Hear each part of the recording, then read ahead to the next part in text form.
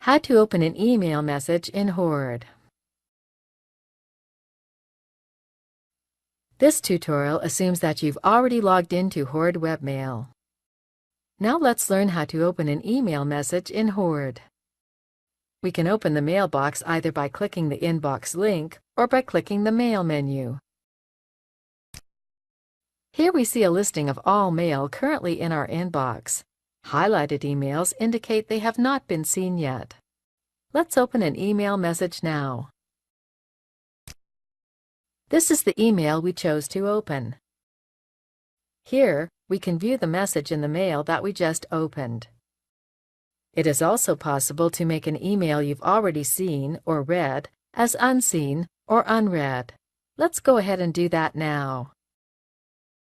Click the checkbox next to the opened email. Right-click on the email, then go to Mark As. Uncheck the box next to Seen. As you can see, the email is highlighted once again, meaning it is unread, unseen. This is the end of the tutorial. You now know how to open an email message in Horde.